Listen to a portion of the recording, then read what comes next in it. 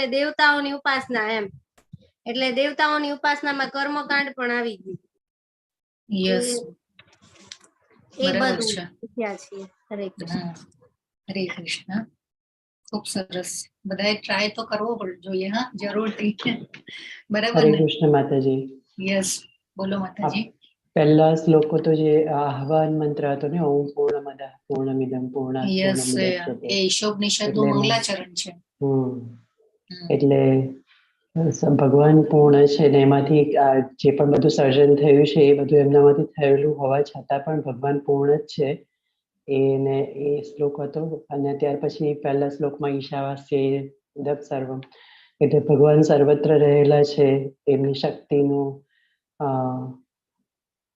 વિસ્તરણ હતું એ બધી જ જગ્યાએ છે એ.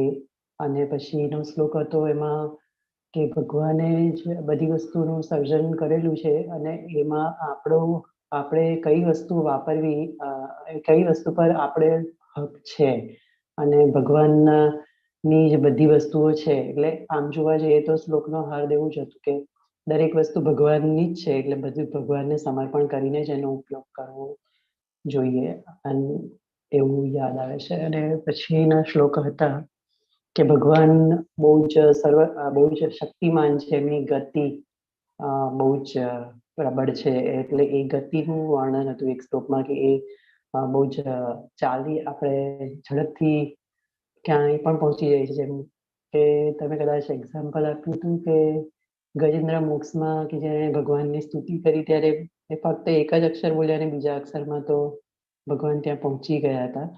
એટલે એ આપણી પ્રાર્થનાનો પણ ભગવાન એ રીતે ઉત્તર આપે છે. આગળના શ્લોક હવે યાદ નથી આવતો, શ્લોક જોવો પડે માતાજી. હરે કૃષ્ણ ખૂબ માતાજી. સરસ. હરે કૃષ્ણ. યસ શ્લોક માતાજી, 13 બોલો. અને 14માં શ્લોકમાં આપણે આધ્યાત્મિક ગુરુઓ પાસેથી જ્ઞાન લેવું જોઈએ એવું આપણે શીખ્યા હતા. યસ, હા, બરાબર છે. યસ, ખૂબ સરસ. યસ, ખૂબ સરસ. ધન્યવાદ મોના માતાજી, આશિતા માતાજી, ગીતા સતોરા માતાજી. ખૂબ ખૂબ સરસ. તો 1 થી 3 મંત્રમાં આપણે જાણ્યું કે ઈશાવાસ્ય સિદ્ધાંત શું છે અને એના સહયોગી કોણ છે. બરાબર. 4 થી 8 મંત્રમાં આપણે જાણ્યું કે ઈશ્વરને સમજવા માટે આપણે આધ્યાત્મિક દ્રષ્ટિ જોઈએ, અને 9 થી 11 મંત્રમાં જાણ્યું કે ભગવાનને સમજવા માટે ઈશ્વરને સમજવા માટે સાચી વિદ્યા શું છે. બરાબર. અવિદ્યા અને વિદ્યાનો ફરક જાણ્યો આપણે. તો અવિદ્યા અને વિદ્યાનો ફરક જાણી અને આપણે સાચી વિદ્યાની ઉપાસના કરવી જોઈએ એવું ભગવાને કીધું. અને 12 થી 14 મંત્રમાં આપણે જાણ્યું કે સાચી ઉપાસના કોની કરવી જોઈએ, સાચી વિદ્યા શું છે એની જાણી અને પછી સાચી વિદ્યાની ઉપાસના કરવી જોઈએ. એટલે કે સંભૂતિ શું છે અને અસંભૂતિ શું છે એ આપણે જાણ્યું.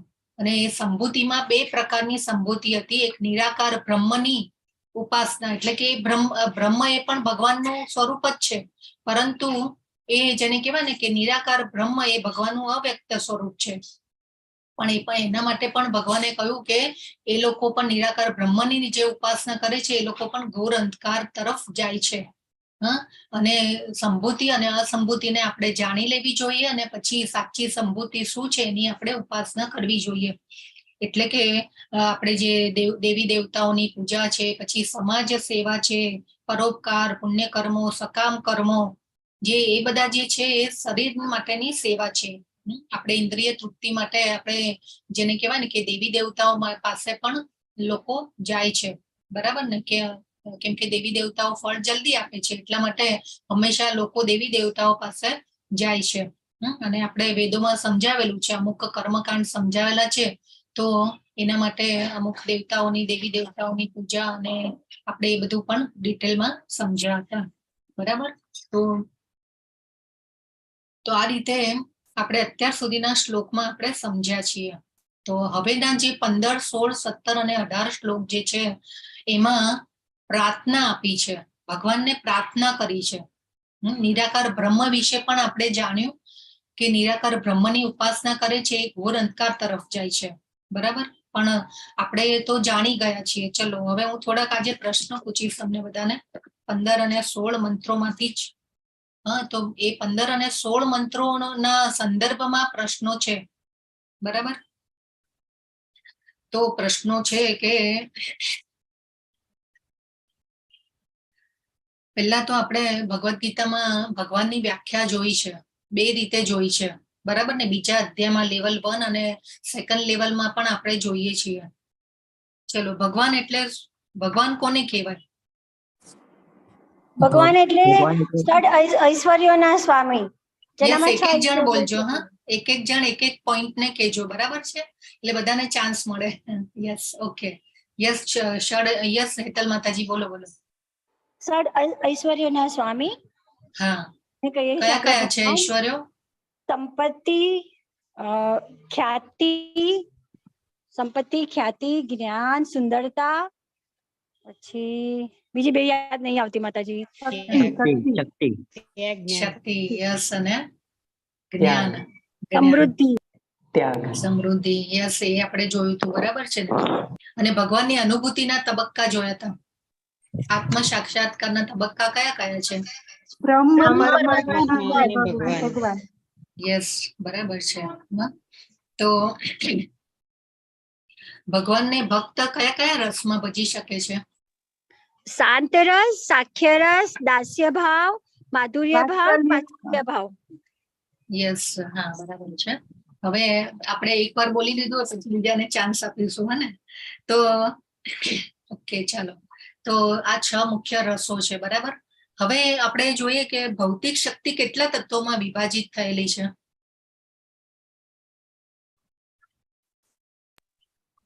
ભૌતિક 24. શક્તિ, હા, 24 તત્વો. 24 તત્વો, યસ. અને એ કયા તત્વો છે?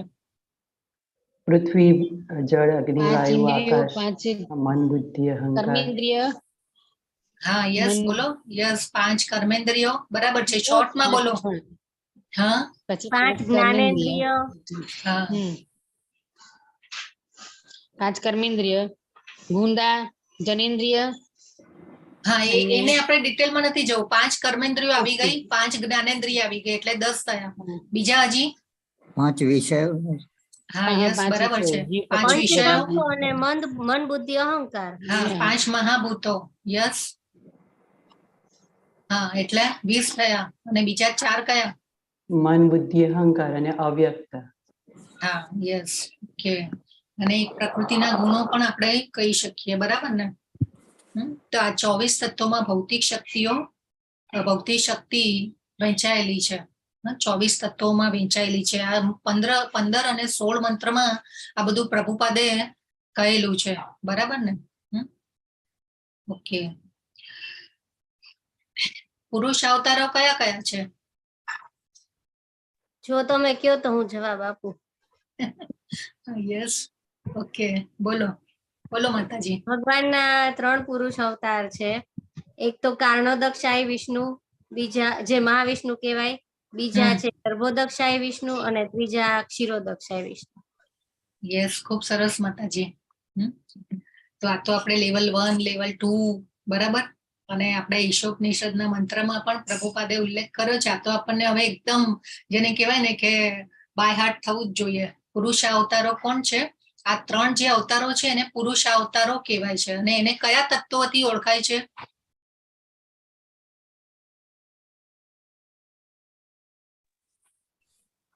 કયા તત્વથી ઓળખાય છે? પૂર્ણ અંશ. નહીં, બરાબર છે. યસ, જિગ્નેશ પ્રભુ, વિષ્ણુ તત્વથી ઓળખાય છે. વિષ્ણુ છે. બ્રહ્મા, વિષ્ણુ, મહેશનું છે. નહીં, બ્રહ્મા વિષ્ણુ મહેશ એમાં આવતા જ નથી. હજી તો આપણે પુરુષ અવતારોની વાત કરીએ છીએ. ઓકે, ઓકે, હા. હા, યસ, ઓકે, બરાબર છે.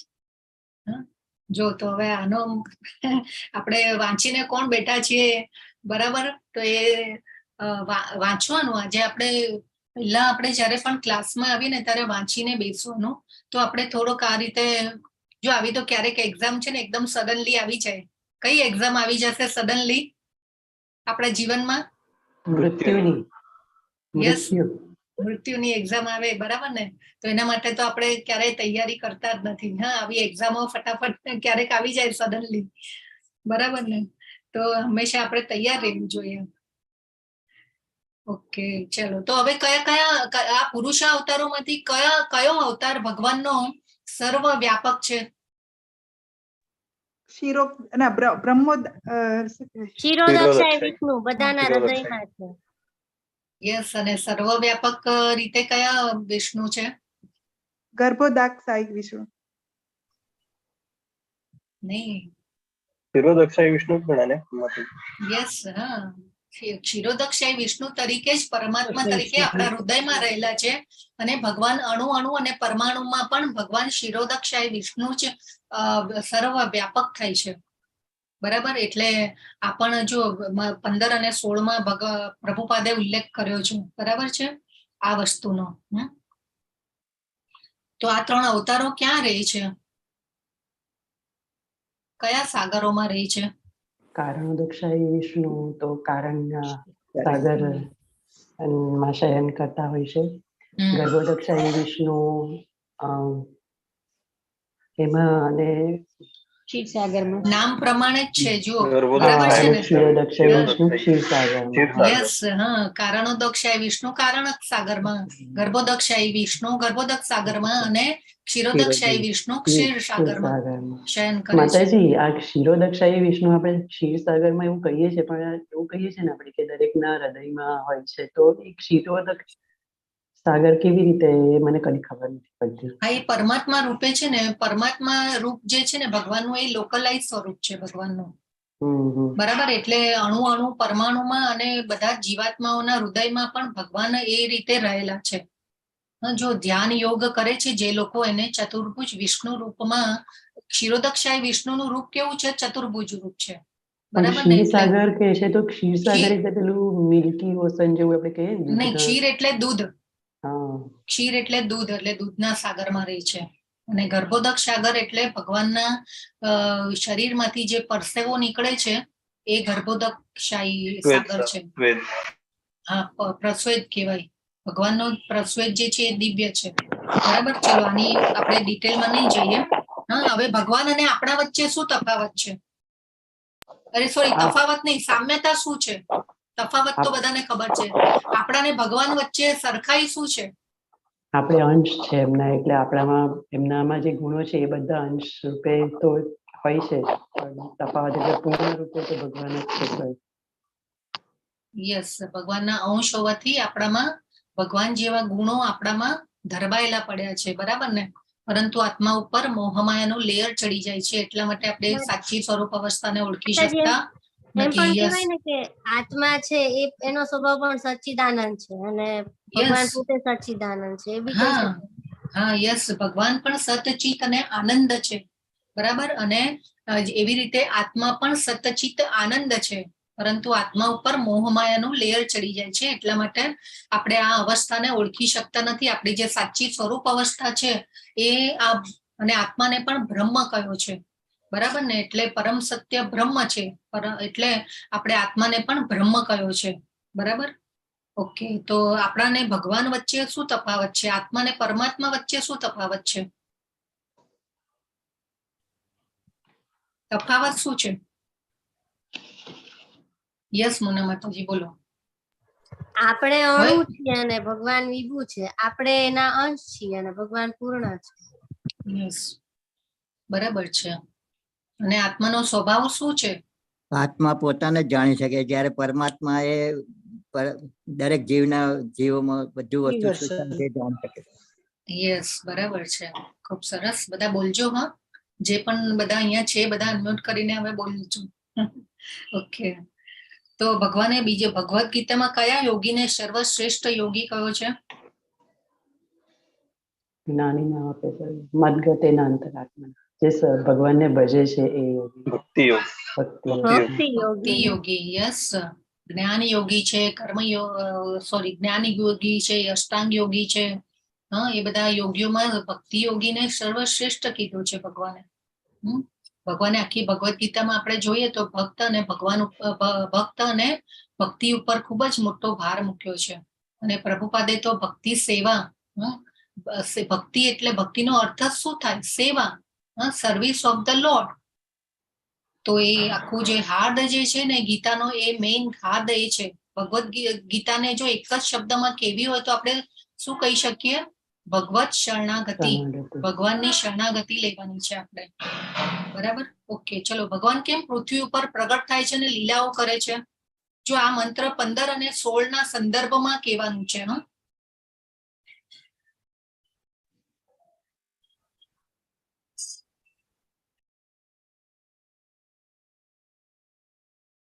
ભગવાન કેમ આવીને લીલાઓ પ્રગટ થાય છે અને લીલાઓ કરે છે?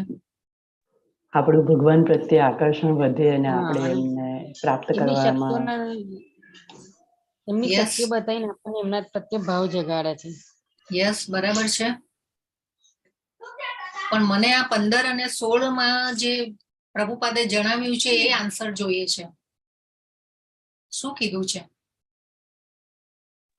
એવું જ કીધું ને માતાજી કે જ્ઞાનીઓ બધા જે ભજે છે અને બધાની જે પ્રમાણ કરતા ભક્તિ યોગ પ્રમાણે જે ભગવાનના લીલાઓથી આકર્ષિત થઈને એમને ભજીને જ્ઞાનને ભૌતિકતાને બધાને પાર કરીને એમના ધામમાં પહોંચવાનો પ્રયત્ન કરે, એટલા માટે ભગવાને એમની લીલાઓ કરીને બધાને, એવું મને ખ્યાલ છે. હરે Yes. કૃષ્ણ. બરાબર. હજી કઈ કોઈને કેવું છે? આપણે સંભૂતિ વિશે જાણ્યું કે 2 સંભૂતિ છે, બરાબર ને? સાચી સંભૂતિ જે છે ભગવાન કૃષ્ણ છે. આપણે ભગવાન કૃષ્ણની સેવા કરવાની છે તો આપણે ભગવાનના ધામમાં પહોંચી શકીશું. પણ નિરાકાર બ્રહ્મની જો ઉપાસના કરીશું તો એ પણ કીધું ઈશોપનિષદના મંત્રમાં આગળ કે એ લોકો પણ ઘોર અંધકાર તરફ જાય છે. બરાબર છે ને? એ લોકો ભગવાન પાસે પહોંચી શકતા નથી, ભગવાનની સેવાનો મોકો ચૂકી જાય છે. એટલે આવા જે નિરાકાર બ્રહ્મની જે ઉપાસના કરે છે જે લોકો, એ લોકો માટે ભગવાન આવીને પૃથ્વી ઉપર પ્રગટ થાય છે. એક કારણ આ પણ છે, પ્રભુપાદે અહીંયા જણાવ્યું છે. જુઓ, મંત્ર 15 માં પ્રભુપાદે ખૂબ સરસ જણાવ્યું છે ભગવાનની લીલાઓ વિશે કે ભગવાન આવીને લીલાઓ કરે છે વૃંદાવનમાં, એમના ભક્તોને આનંદ આપે છે. અને આવી કેવી અસામાન્ય લીલાઓ કરે છે. હવે 7 વર્ષની વયે ગોવર્ધન પર્વત ઉપાડ્યો. તો 7 વર્ષની વયે જેને કહેવાય કે નાનું બાળક ગોવર્ધન પર્વત, તો સામાન્ય બાળકો એ ગોવર્ધન પર્વત ન ઉપાડી શકે. એટલે આવી અસામાન્ય લીલાઓ કરી ભગવાને.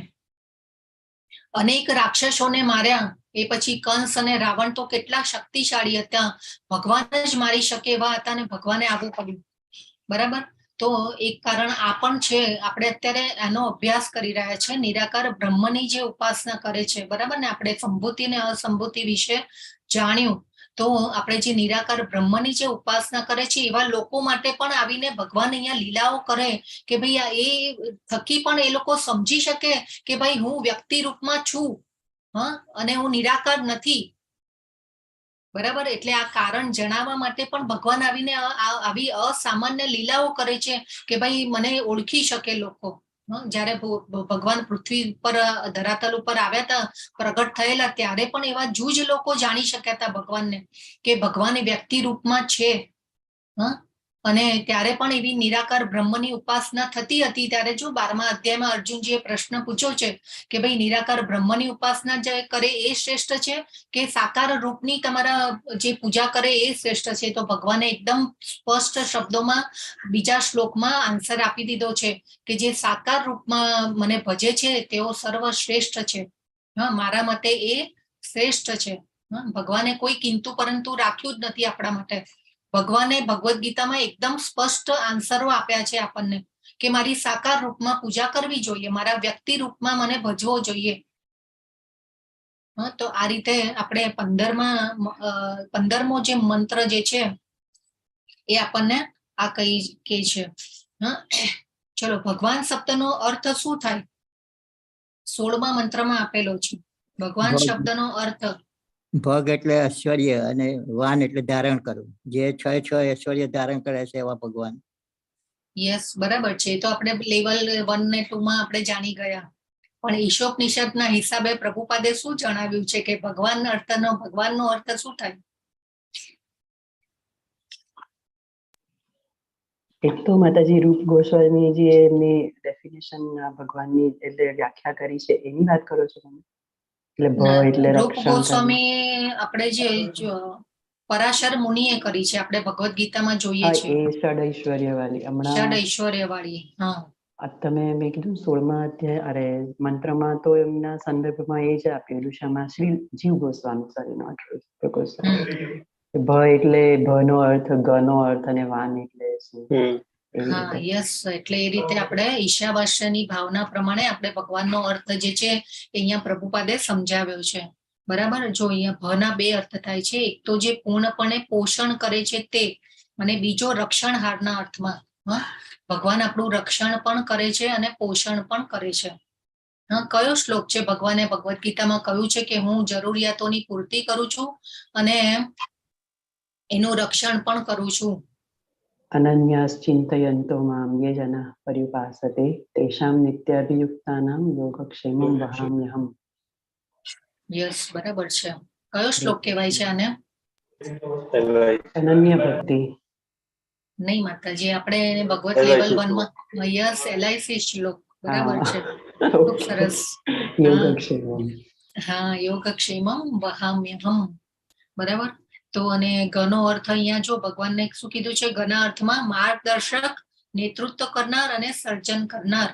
તો ભગવાનને અહીંયા સ્રષ્ટા, માર્ગદર્શક એટલે કે પથદ્રષ્ટા, આપણને માર્ગ બતાવે છે. ઘણીવાર પરમાત્મા રૂપે રહી અને આપણને ઘણીવાર અંદરથી એવી અંતસ્ફૂર્ણા કરાવે ભગવાન કે તું આ રસ્તે નહીં જા, આ રસ્તે જઈશ તો તું ફંટાઈ જઈશ, સીધો રસ્તો પકડ. ક્યારેક અંતસ્ફૂર્ણા કરાવે. એટલે અંતસ્ફૂર્ણા ક્યારેક પરમાત્મા રૂપે રહી અને ભગવાન આપણને કરાવે. જો અંતસ્ફૂર્ણા આપણને કેચ કરતા આવડી ગઈ, અંદરનો આત્મા આપણો જે કે એ આવડી ગયું આપણને, તો એ આપણો બેડો પાર થઈ જાય. અને ભક્તિમાં આગળ વધવા માટે પણ પરમાત્મા આપણને યાદ કરાવે છે. આપણને તો આપણા પૂર્વજન્મમાં આપણે ભક્તિ કેટલી કરી હશે ને શું કર્યું હશે એ આપણને ખબર નથી. આપણે તો બધું બીજો જન્મ આપણને બીજું શરીર મળે આપણે ભૂલી જઈએ છીએ. પરંતુ આપણી સાથે હંમેશા કોણ રહે છે? પરમાત્મા રૂપે ભગવાન રહે છે. અને ભગવાન આપણને ભગવદ્ ગીતા જાણવાની ઈચ્છા કરાવે, રજીસ્ટ્રેશન કરવાની ઈચ્છા કરાવે, લેવલ 3 સુધી પહોંચાડવાની ઈચ્છા કરાવે આપણને, તો એ બધું કોણ કરાવે છે? પરમાત્મા કરાવે છે. બરાબર. તો આ રીતે અને તો ભૌતિક સંસારમાં કેટલાક જીવાત્માઓને ભગવાન કેમ પ્રવેશ આપે છે? ભૌતિક સંસારમાં કેમ પ્રવેશ આપે છે ભગવાન? 16મા મંત્રમાં છે. કેમ કે એ લોકો એના કર્મ બંધનથી બંધાયેલા છે, એટલે એને ભોગવવા માટે આવે છે. યસ, બરાબર છે. 16મા મંત્રમાં શું જે કહ્યું છે? ઈચ્છા કરી હતી કે ભોગવવાની અને કંટ્રોલ કરવાની, તો એના માટે એક રેપ્લિકા બનાવી આપી છે કે ભૌતિક જીવન, એમાં આવીને આપણે લિમિટેડ માત્રામાં કંટ્રોલ ને એન્જોય કરી શકીએ. યસ, ખૂબ સરસ પ્રભુ. હરે કૃષ્ણ. કેટલાક જીવાત્માને પરમ પુરુષની નકલ કરી ભગવાનની નકલ કરવાની ઈચ્છા હતી, એટલે યસ, ખૂબ સરસ ગીતા માતાજી. તમે શોધી નાખ્યું. સરસ સરસ. બરાબર. તો અહીંયા પ્રભુપાદે સમજાવ્યું છે કે જીવાત્માઓ પણ તેમના પોતાના ભિન્ન થયેલા વિસ્તારો છે, એટલે કે ભગવાનના વિસ્તારો છે. અને કેટલાક જીવાત્માઓને પરમ પુરુષની નકલ કરી ભગવાનની નકલ કરવાની ઈચ્છા હોય છે. તેથી આ ભૌતિક સંસારમાં તેમને તેઓ પ્રવેશવા દે છે કે જેથી તેઓ ભગવાન બનવાની તેમની વૃત્તિને પૂર્ણપણે સંતોષી શકે. તેમના અંશરૂપ એવા જીવાત્માઓની હાજરીથી સમગ્ર દ્રશ્યમાન જગત આઘાત અને પ્રત્યાઘાતની પ્રક્રિયાથી ક્ષુબ્ધ થાય છે. આઘાત અને પ્રત્યાઘાત એટલે કે એક્શન અને reaction. there is a every action there is a reaction. બરાબર છે ને? પછી આપણા એ મનથી કરેલું કર્મ હોય કે શરીરથી કરેલું કર્મ હોય, કોઈ પણ કર્મ હોય, એના હંમેશા જેને કહેવાય ને કે એના રિએક્શન હંમેશા હોય છે. બરાબર. એટલે આ વસ્તુ પણ આપણને સમજવાની છે આમાંથી. પરંતુ અંતિમ નિયંતા તો પુરુષાવતારોમાંના એક એવા પરમાત્મા રૂપે ભગવાન પોતે જ છે. ચલો, એના માટેનો પણ શ્લોક છે. 18મા અધ્યાયના શ્લોક છે કે કર્મની સિદ્ધિ માટે 5 કારણ હોય છે. કયા કયા હોય છે? ભગવદ્ ગીતામાં 18મા અધ્યાયમાં આવે છે. આપણે લેવલ 1 અને લેવલ 2 માં જાણી ગયા છીએ. અને સૌથી મોસ્ટ ઇમ્પોર્ટન્ટ કારણ કયું છે એમાંથી? ઈશ્વરની ઈચ્છા સૌથી મોસ્ટ ઇમ્પોર્ટન્ટ. યસ, બરાબર છે. કર્તા કર્મ, પછી ઇન્દ્રિયો સાધન તરીકે, હા પ્રભુની ઈચ્છા, અને પાંચમું કયું છે માતાજી? યાદ નથી આવતું. હા, જો પેલું તો શરીર, બરાબર, કર્મ ક્ષેત્ર, પછી કર્તા, પછી અનેક પ્રકારના પ્રયાસો, એટલે આપણો પ્રયાસ, કર્મ કરવા માટે આપણે હંમેશા પ્રયાસ કરતા હોઈએ છીએ ને. એ પછી ઇન્દ્રિયો, અને પછી છેલ્લે જે આવે છે મોસ્ટ ઇમ્પોર્ટન્ટ ફેક્ટર એ પરમાત્મા, બરાબર. તો આ રીતે તો 15 અને 16 જે મંત્રો છે, ચલો ભગવાન ભક્તોને તેમની ભક્તિનું ફળ કેવી રીતે આપે છે? 16મા મંત્રમાં છે, શોધી કાઢો.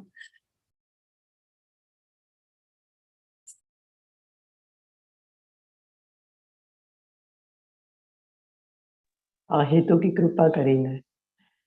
યસ, હૈતુકી કૃપા એટલે શું? એટલે એમની કૃપા હોય તો જ આપણે ભક્તિ દ્વારા પણ આગળ વધીને એમને પ્રાપ્ત કરી શકીએ. એટલે એ તો એક્સપ્લેન યસ, અને પણ અહૈતુકીની મીનિંગ શું? અનન્ય ભક્તિ. યસ, અનન્ય ભક્તિ. અનન્ય ભક્તિ એટલે કે તો અન્ય, બીજું કોઈ નહીં, અહેતુકી એક એટલે અને કારણ માત્ર વગર. એક. કારણ વગર એટલે મરસી, એમ દયા ભગવાનની, કારણ વગર એમ કોઈ કોઝલેસ કૃપા, સ્વાર્થ વગરની કૃપા, હા. એટલે અહૈતુકી કૃપા કહેવાય, બરાબર. યસ. તો આપણા ઈશોપનિષદના મંત્ર 15, 16, 17 અને 18માં આવી ભગવાનની કૃપા મેળવવા માટે પ્રાર્થના કરવામાં આવી છે. તો જો આપણે ગમે તેટલી ભક્તિ કરી લઈએ, જ્ઞાન લઈ લઈએ, પછી આધ્યાત્મિક દ્રષ્ટિ આપણે કેળવીએ, બધું જ કરીએ, બરાબર, પરંતુ જ્યાં સુધી જો ભગવાનની કૃપા ન મળે આપણને, ત્યાં સુધી આપણું કામ થતું નથી. ભગવાનની કૃપા સિવાય કોઈ કામ થતું નથી, બરાબર. એટલા માટે હંમેશા ભલે આપણે ખાલી વિદ્યાની ઉપાસના કરીએ, ભક્તિની ઉપાસના કરીએ, આધ્યાત્મિક દ્રષ્ટિથી ભગવાનને જાણવા શક્ય નથી. જો આપણા ઉપર ભગવાનની કૃપા થાય તો આપણે ભગવાનને જાણી શકીએ છીએ. તો આ પ્રાર્થનામાં ભગવાનની કૃપા મેળવવા માટે આ પ્રાર્થના કરેલી છે 15 અને 16 મંત્રમાં, બરાબર. તો આ જે 15 અને 16 મંત્રનો આ હાર્દ હતો, આપણે જાણ્યો. ઓકે, ચલો આપણે હવે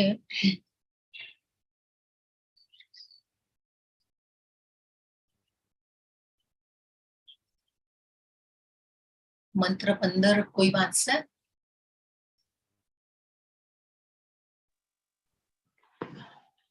હું વાંચું માતાજી?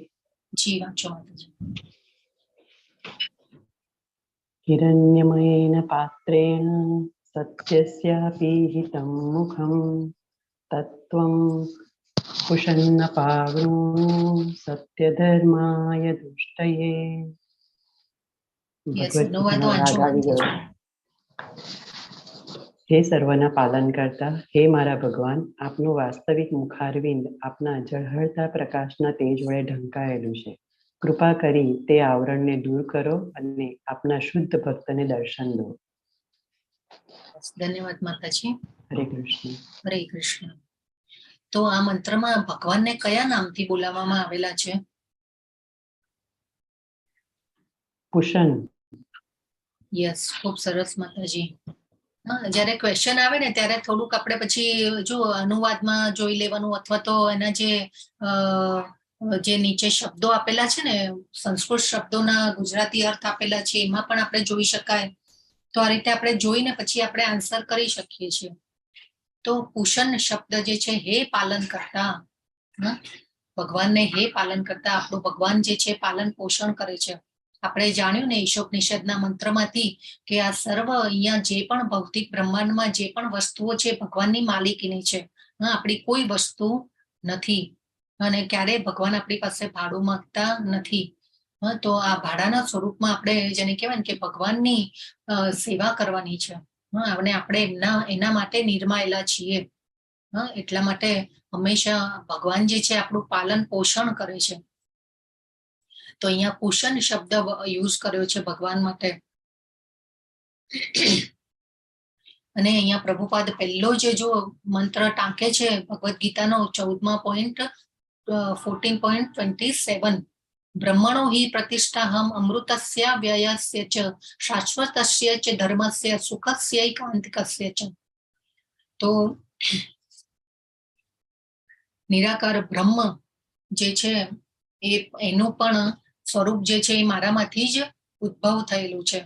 બ્રહ્મ જ્યોતિ પણ ભગવાનને આશ્રિત છે અને એવી રીતે પરમાત્માનું સ્વરૂપ પણ ભગવાનને આશ્રિત છે.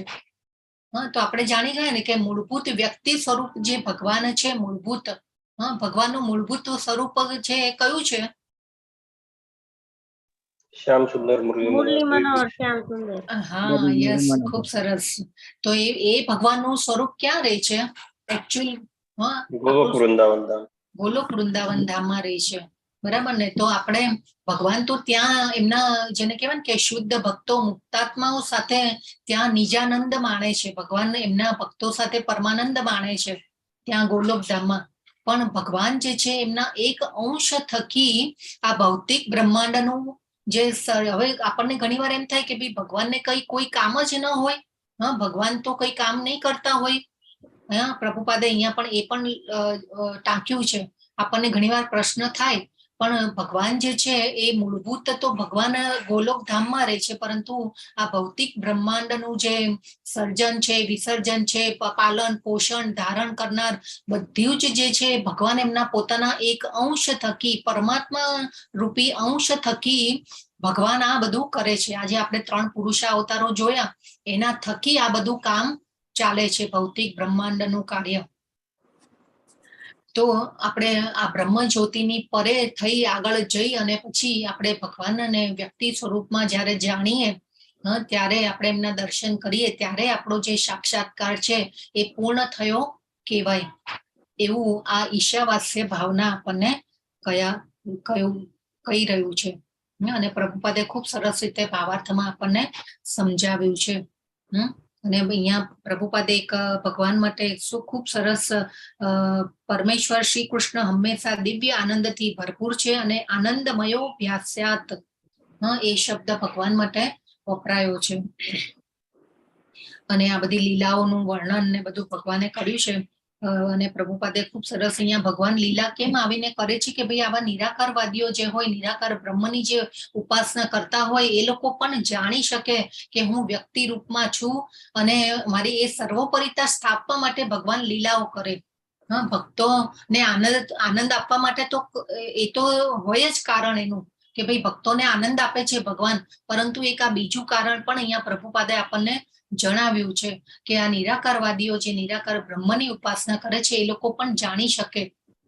પરંતુ ઘણીવાર એવા જેને કહેવાય ને કે બ્રહ્મની ઉપાસના કરીને બ્રહ્મ જ્યોતિમાં જો એક સાક્ષાત્કાર કરી નાખે, એ પછી ઘણીવાર જેને કહેવાય ને કે એ યોગી જે હોય એ હરખાઈને પછી ત્યાં જ સ્ટોપ થઈ જાય, એ પછી આગળ જવાની કોશિશ જ ન કરે.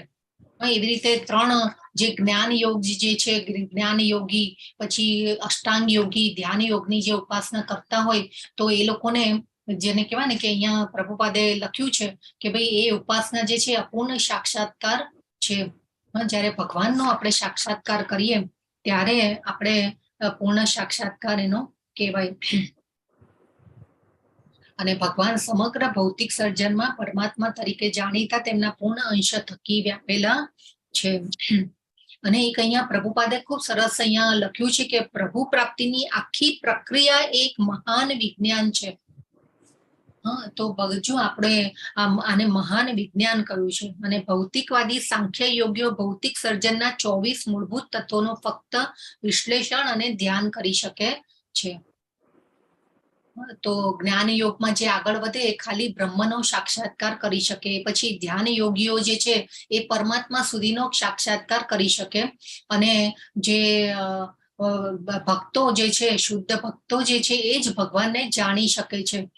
અને ઘણીવાર જો આપણે એવા રૂપ ગોસ્વામીએ ભક્તિ રસામૃત સિંધુમાં ખૂબ સરસ રીતે જણાવ્યું છે કે જ્યારે આપણે ભક્તિમાં આગળ વધીએ છીએ ત્યારે ઘણીવાર એ જે વિગ્રહ જે હોય ને ભગવાનના, એ આપણને એવી બધી અનુભૂતિ કરાવે, આપણને એવા દર્શન આપે કે આપણને આપણી જે શ્રદ્ધા અને વિશ્વાસ જે છે ભગવાનમાં દ્રઢ થતા જાય ને.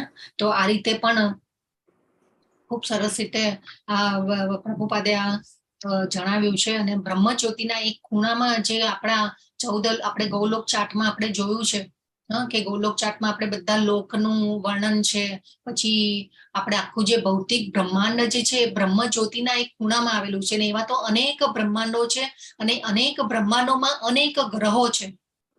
એનું વર્ણન પણ અહીંયા સમજાવ્યું છે. અને પ્રભુપાદે ખૂબ સરસ આ બ્રહ્મજ્યોતિના વર્ણન માટે 2 શ્લોક આપ્યા છે આપણને. બ્રહ્મ સંહિતામાં 5.40 એ બ્રહ્મજ્યોતિનું બ્રહ્મ સંહિતામાં બ્રહ્માજીએ કરેલી પ્રાર્થના જે છે એમાં એક શ્લોક એનો પણ એક અહીંયા આપ્યો છે. અને બીજું એ કે મુંડક ઉપનિષદના પણ શ્લોક અહીંયા ટાંક્યા છે પ્રભુપાદે. અને એનો અર્થ શું છે? મુંડક ઉપનિષદના જે શ્લોકો છે એનો અર્થ શું થાય છે કે ભૌતિક આવરણોની પેલે પાર રહેલા દિવ્ય ક્ષેત્રમાં અનંત બ્રહ્મજ્યોતિ આવેલી છે, જે સર્વ ભૌતિક દૂષણોથી રહિત છે. તે જાજવલ્યમાન શ્વેત પ્રકાશને અધ્યાત્મવાદીઓ બધા પ્રકાશમાં સર્વોત્તમ પ્રકાશ તરીકે જાણે છે.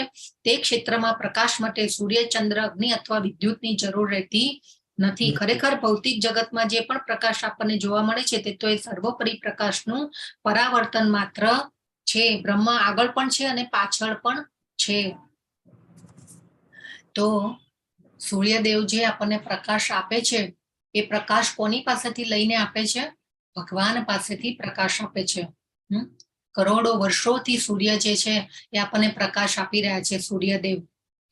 તો એ સૂર્યદેવ પ્રકાશ આપી રહ્યા છે એનું કારણ શું છે? ભગવાન પાસેથી પ્રકાશ લઈ અને આપણને આપી રહ્યા છે. અને ચંદ્રનો પ્રકાશ જે છે એ સૂર્યના પ્રકાશનું પરાવર્તન છે. અને સૂર્યનો પ્રકાશ જે છે આ બ્રહ્મ જ્યોતિનું પરાવર્તન છે. તો આ રીતે આપણે સમજી શકીએ. એટલે પ્રભુપાદ આપણને સમજાવે છે કે પૂર્ણ જ્ઞાનનો અર્થ એ છે કે કૃષ્ણને બ્રહ્મના મૂળ તરીકે જાણવા. તો બ્રહ્મ જ્યોતિનું મૂળ પણ કોણ છે? ભગવાન શ્રી કૃષ્ણ. તો આ રીતે 15મો મંત્ર જે છે એનું આ ભાવાર્થ હતો. અને 16મા મંત્રમાં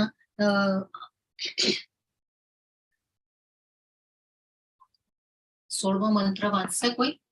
હરે કૃષ્ણ.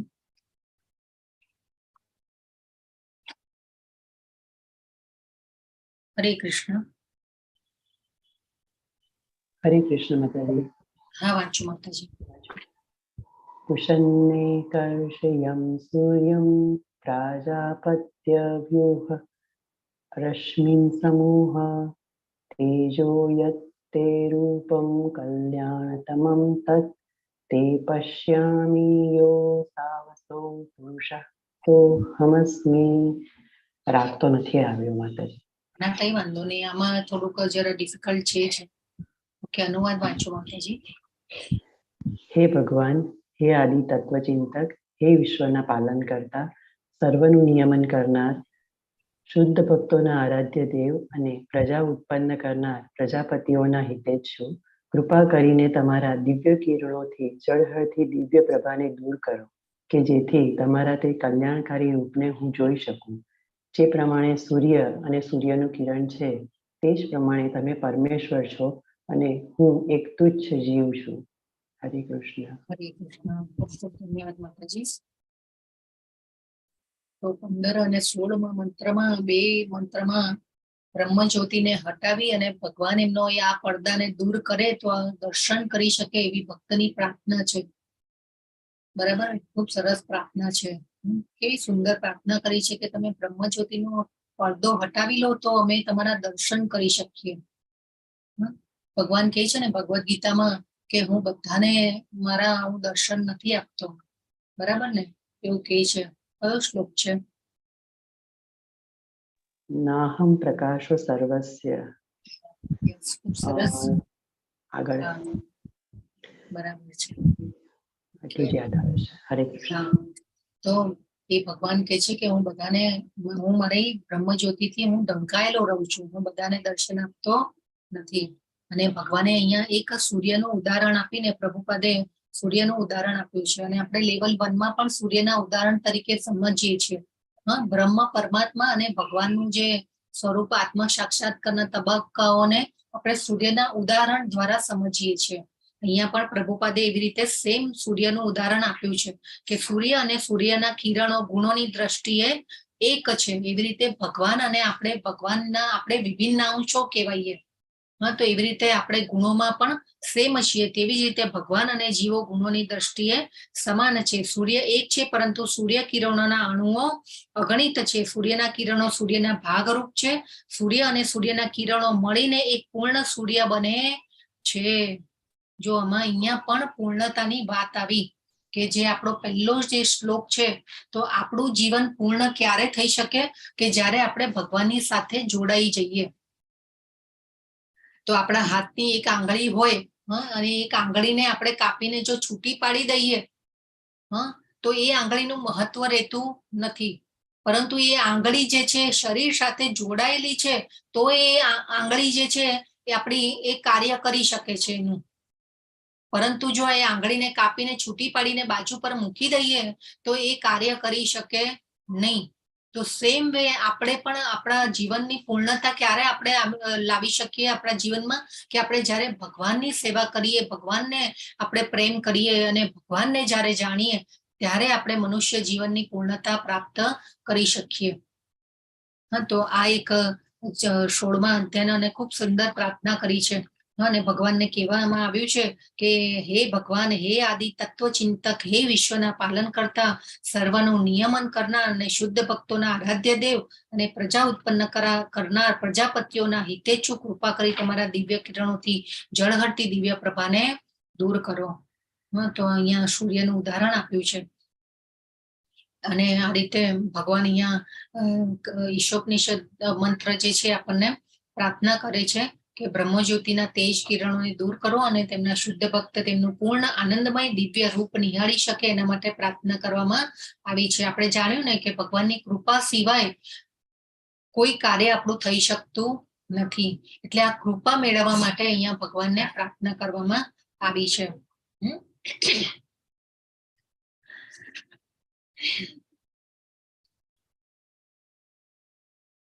ભગવાન શબ્દનો આપણે અર્થ પણ જાણ્યો. અને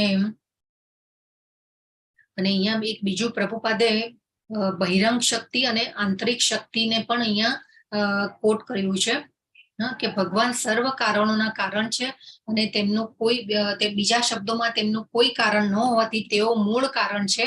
તેઓ પોતાની આંતરિક શક્તિને પ્રગટ કરીને જાતે જ આનંદ માણે છે. બહિરંગ શક્તિ એ પ્રત્યક્ષ તેમના દ્વારા પ્રકટ કરવામાં આવતી નથી, કારણ કે તેઓ પોતાના વિસ્તાર પુરુષો તરીકે કરે છે અને ભૌતિક સૃષ્ટિનું પાલન તેઓ આ રૂપોમાં કરે છે. જો હવે ભગવાનને પણ છે ને એકલા રહેવું ગમતું નથી. ભગવાનને પણ નિજાનંદ માણવા માટે એમના ભક્તોની જરૂર પડે છે. ભગવાનને પણ એકલા રહેવું ગમતું નથી. પરંતુ ભગવાનને જ્યારે એવી જરૂર પડે ને ત્યારે ભગવાન પોતાનામાંથી જ કોઈ એવી શક્તિને ઉત્પન્ન કરી અને ભગવાન નિજાનંદ માણી શકે છે. રાધાજી જે છે એ ભગવાનની શક્તિ છે. એવી રીતે આહલાદીની શક્તિ કહેવાય છે. પરંતુ આ બહિરંગ શક્તિ એટલે કે આ ભૌતિક શક્તિ જે છે એને બહિરંગ શક્તિ કહેવાય. તો એ બહિરંગ શક્તિ જે છે એ ભગવાનને એના માટે પોતાની શક્તિમાંથી પ્રકટ કરવાની જરૂર રહેતી નથી. એમના અંશ દ્વારા એમના જે આ પુરુષ વિસ્તારો જે છે, ક્ષીરોદક્ષાઈ વિષ્ણુ, ગર્ભોદક્ષાઈ વિષ્ણુ અને કારણોદક્ષાઈ વિષ્ણુ, તો એમાં એ અંશ દ્વારા આ બહિરંગ શક્તિનું જેને કહેવાય ને કે કાર્ય ચાલે છે. તો આ રીતે અહીંયા પ્રભુપાદે જણાવ્યું છે. તો ભૌતિક સૃષ્ટિનું પાલન જે છે એ આ અંશ દ્વારા ચાલે છે. એટલે ભગવાન આ અંશ દ્વારા ભગવાન એનું સર્જન પણ કરે છે. પછી આપણે પ્રલયમાં પણ જોયું છે કે ભગવાન ગર્ભોદક્ષાઈ વિષ્ણુમાં જ બધું સમાઈ જાય છે. એટલે આ અંશ દ્વારા જ આ ભૌતિક બ્રહ્માંડના કાર્યો બધા ચાલે છે. એના માટે ભગવાન એનાથી લિપ્ત થતા નથી. તો આ રીતે ભગવાન આ 16 અને બીજો એક પ્રભુપાદ એક પોઈન્ટ એ પણ કહે છે કે ચેતન જીવ કે જે આત્મા કહેવાય છે અને નિયામક ભગવાન કે જે પરમાત્મા તરીકે ઓળખાય છે, તે બંને વચ્ચે આબ જમીનનો તફાવત છે. તો આપણે જીવો જે છે આત્મા અને પરમાત્મા, એ બેમાં આસમાન જમીનનો ફરક છે. ઘણીવાર અત્યારે એવી થિયરી ચાલે છે કે આપણે જ ભગવાન છીએ, પરંતુ પ્રભુપાદ આના વિશે ખૂબ જેને કહેવાય ને કે આના ઉપર ભાર મૂક્યો છે કે આપણે ને ભગવાન એક નથી. ભગવાનને પરમ બ્રહ્મ કયા છે અને આપણે જે છીએ એ આપણે અણુ આત્મા છીએ અને ભગવાનને વિભુ કયા છે. તો એ રીતે બહુ સરસ પ્રભુપાદે એ પણ એક મહત્વનો પોઈન્ટ છે કે આપણે ભગવાન નથી, આપણું અસ્તિત્વ અલગ છે અને ભગવાન ભગવાન છે.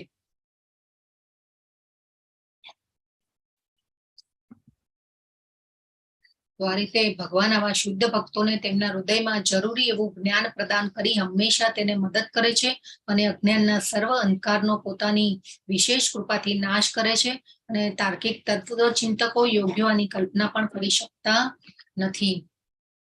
તો ઈશોપનિષદનામાં ભગવાનની આવી કૃપાનો નિર્દેશ કરવામાં આવે છે કે ભાઈ જે બ્રહ્મ જ્યોતિની હદની પણ પેલે પારનું છે. તો આ રીતે 15 અને 16 મંત્રમાં ખૂબ સરસ પ્રાર્થના કરવામાં આવી છે ભગવાનને કે તમારો બ્રહ્મ જ્યોતિનો પડદો હટાવો તો અમે તમારા દર્શન કરી શકીએ. ખૂબ સરસ પ્રાર્થના છે. તો આજે નિલેશ પ્રભુ જે છે હમણાં જ મેસેજ આવ્યો છે થોડા ટાઈમ પહેલા કે એમને કઈ ઓફિસમાંથી એ આવી શકે એમ છે નહીં. તો આજે પણ આપણો જે ટોપિક સબમિશન છે આજે નહીં થઈ શક્યો. તો આજે આપણે આ 2 મંત્રોને પૂરા કરે. આપણે નેક્સ્ટ સેટરડે પાછો આપણે 17 અને 18 મંત્ર લઈશું. અને નેક્સ્ટ સેટરડે કોનું છે સબમિશન? મારું છે માતાજી, 22 તારીખ. હા, ઓકે. તો નેક્સ્ટ સેટરડે આપણે મોના માતાજી પાસેથી સાંભળીશું. હરે કૃષ્ણ બધાને. હરે કૃષ્ણ.